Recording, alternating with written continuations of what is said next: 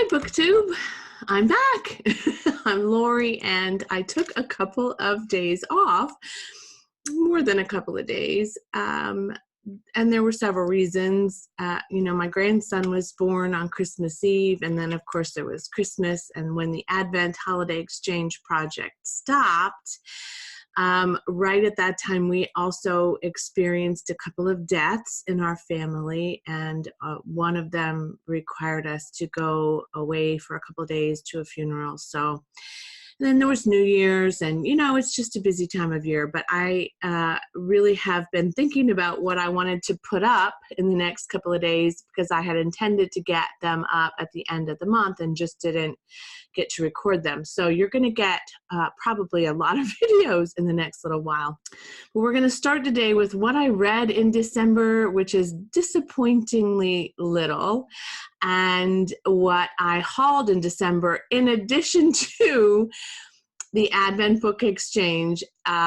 So yes, I did purchase a couple of books in December, and I'm sure there were great reasons why I did it, but there aren't a ton of them. There are 6 of them, and one of them was actually an advanced reader's copy that was sent to me. So let's get started. So the first one is The Ark, that I actually received from Goodreads. Now, if you're a person who follows that app and uses that app, you know that occasionally books that are on your list to read are featured as a giveaway for advanced readers copies.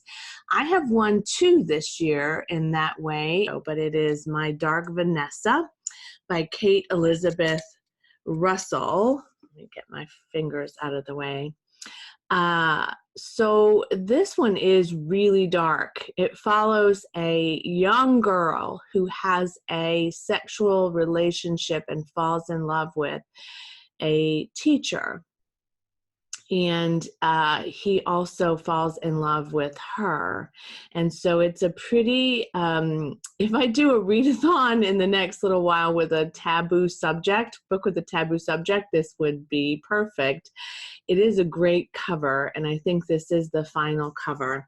And this comes out in, let me see, it just says January 2020. So it comes out this month, and so it is probably going to be next on my list of books to read in January.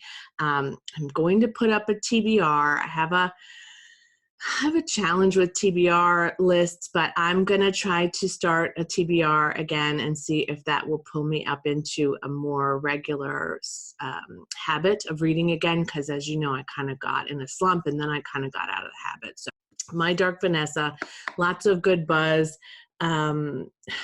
We shall see.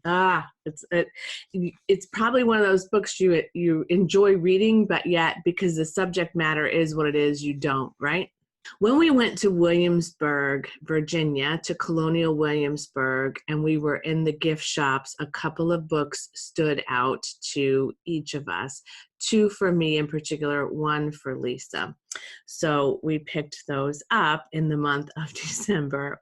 The 2 that really stood out for me were these. So this is A Merry, Very Victorian Christmas, Trivia Tales and Traditions from 19th Century America by Janet Emily Demarest. I was just really struck by how much I had missed that place, Colonial Williamsburg. I had been a lot in my life, but hadn't been for a really long time. I was also struck by how much I enjoyed the Grand Illumination, which was my intention in making Lisa go with me. I loved the decor. I loved the music. I loved everything about being there. And when I saw this, I thought, oh, this would be great for me to take home. And so there are some carols in here.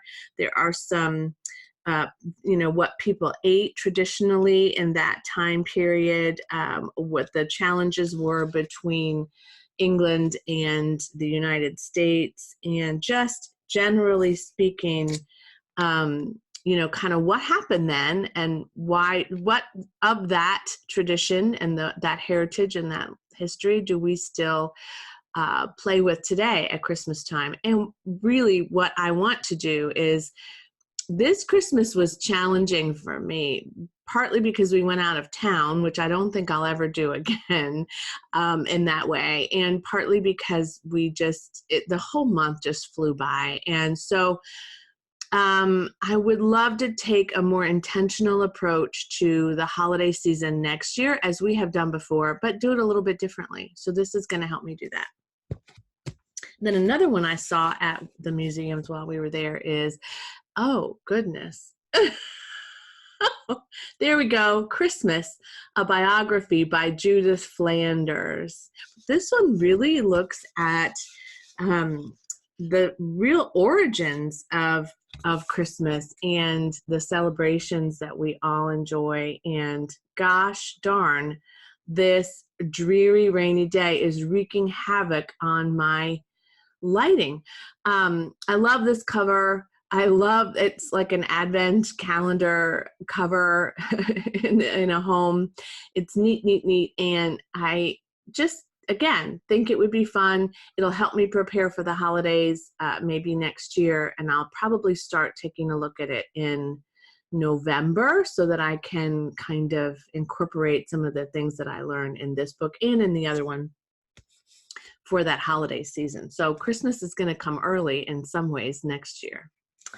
Then Lisa found this, and I am intrigued by it too, the idea of America, how values shaped our republic and hold the key to our future. And this is written by H. Michael Hartunian, Richard D. Van Scotter, and William E. White. And it is a publication, it looks like, of Colonial Williamsburg.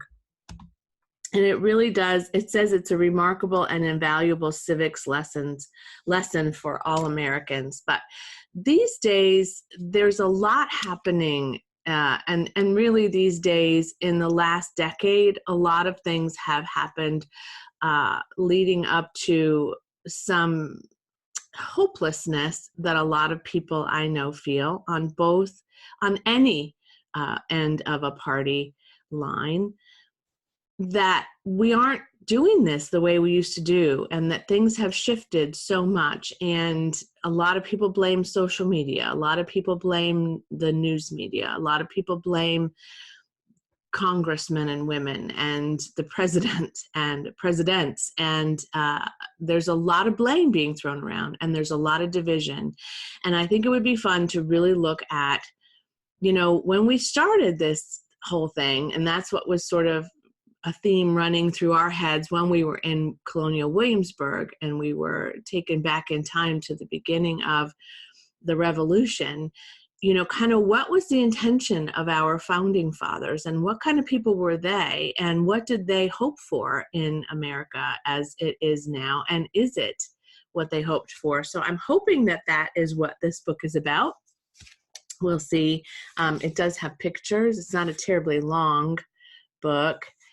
So it does have pictures and quotes and, information about people that maybe aren't as well known as some of our founding fathers. So that is on my list at some point this year. So I've talked about Shari Lapena. I got a Shari Lapena book in the Advent Book Exchange. I got An Unwanted Guest, and I saw this at the Barnes & Noble sale bargain book table, and I couldn't resist A Stranger in the House. I love her writing. I wasn't as crazy about someone we know. I can't remember which. I mean, it was good. I liked it. It wasn't oh my God, I love this. But I loved The Couple Next Door. I loved An Unwanted Guest. And so I'm so interested to take a look at A Stranger in the House. This follows a woman who apparently goes off. She's making dinner, it says, for her husband, and she's expecting him home. And then the phone rings and she leaves her house. And then she goes somewhere really kind of that she wouldn't normally go. I'm assuming as a result of the phone call, and then her memory is just gone of everything that happened. Her memory is gone. So I think she doesn't even remember her husband. It's a great thriller, mystery thriller. Shari Lapena does those very well, and I can't wait to take a look at that. And then finally, when we were out of town for a funeral for for my partner's aunt, we visited Square Books in Oxford, Mississippi, which, you know, if you listen, is one of my favorite places. And we picked up the library book by Susan Orlean.